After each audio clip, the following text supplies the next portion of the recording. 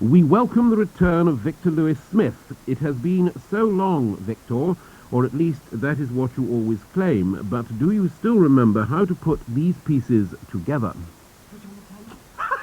No problem, Neddy. 1, 2. Testing. Oh dear, no, it's second nature to me. I couldn't possibly forget. 1, 2. It's just like riding a bisexual. Once you've mounted one, you never forget. Upon the seat of a bisexual maid. Thank you very much. Thank you. Anyway, I'm not interested in toilet humour anymore. It's a new year and I've decided it's time to ring the changes.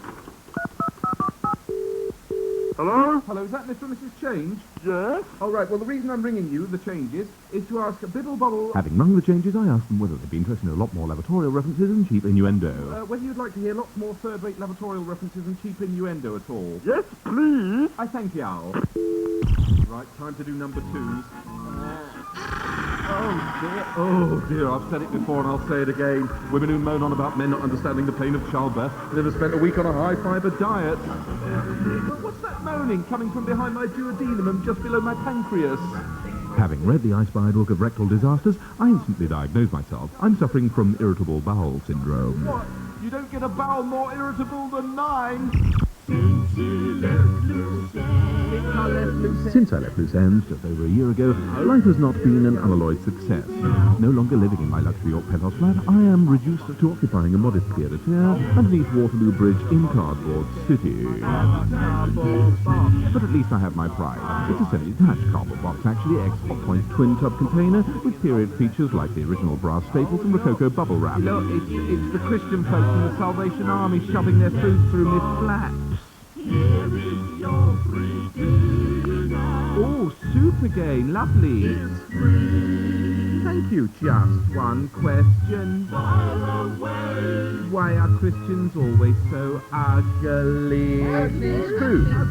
You are ugly. Christian's always ugly. I mean, look at him. It must be a face. It's got ears. I mean, look at the state. Look at it. I'm not listening. I shall turn the other cheek. Turn the other cheek. We better turn it back again because that cheek's even uglier. Never mind about praise. Why are Christians always ugly? About praise the Lord. Let me explain in physiognomical terms. Lord. Most young people are at least tolerably attractive, and as soon as their hormones get their act together, they spend the next 60 years mating the beast with their two backs, pausing only briefly for the onset of senility and death. However, some unfortunates have faces that look like the aftermath of an explosion at a delicatessen, and the prospects for them in this life are so very bleak that they have to hope for an afterlife and become Christians. Some may say I'm callous, but I call myself practical. For example, last week my wife had an epileptic fit in the bath, and what did I do? I threw in an armful of my dirty washing and a sprinkling of Daz. After all, electricity is not cheap these days. I'm practical. Do you hear me? I'm practical. I am practical. I'm practical. I'm practical. Oh, Dole, listen to him, listen. On Radio 4-2. Radio 4 to what? Oh, I don't know, but it's Phil. Phil, he's a disgrace. Who's that? Dole, what's that? Him on the radio with the iPhone, he's callous. No, Dole, he's not callous. Huh? No, callous is a dead Greek opera singer. That's callous. Well, yeah, whoever he is, he disgusts me, he does. Why, what did he say about you then? When he discussed you? No, I don't mean that. Well, they should get someone nice on, like Patrick Mower. Patrick Mower, what, in from the professionals? No, Patrick Mower. Mower? With the astrology and these... Meanwhile, a year ago in the Loose Ends office... Listen to this, everybody. I'm sure Ned's getting worse. Listen, it's appalling. Good morning. Sorry, could I take the gate? Oh, God.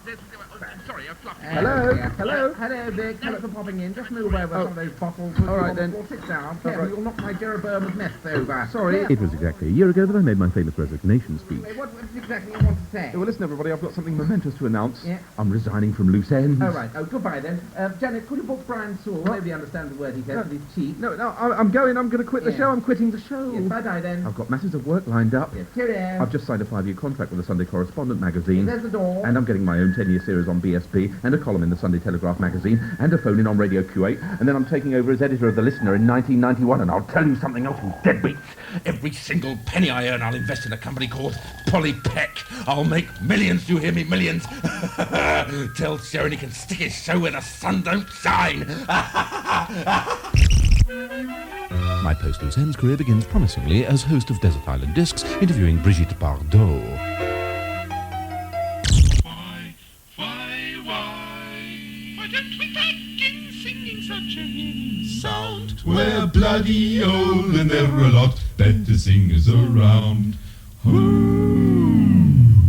And that was your 7th record, the King Singers recording of There Are a Lot Better Singers Than Us Around. And now, Bridget... I do beg your pardon, Bridget, I've got dyspepsia. Now, your 8th and final disc. I want a penis. No, dear, your luxury comes later. We want your 8th record first. I said I want a penis. But don't we all, dear? It's not a perfect world. I mean, what's she talking about? She says, what... I know how she feels. I'm the only man I know who suffers from penis envy. What's a penis, Mr. Producer? Now cut, Vic. She watched Happiness by Ken Dodd. That is right. A penis by Ken Dodd. Ah, see.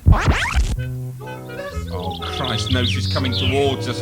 Hide your love bite, you silly cow. My career progresses from strength to strength, and I'm invited to a royal garden party where I introduce my wife to Her Majesty. Comes.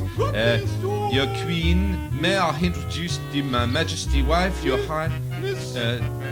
queen, wife, queen. What is the huge red mark on your wife's neck? Oh, yes, Mum. Well, it is a love bite what I sucked onto my wife's neck last night in the front room of my council house while in the throes of Congress.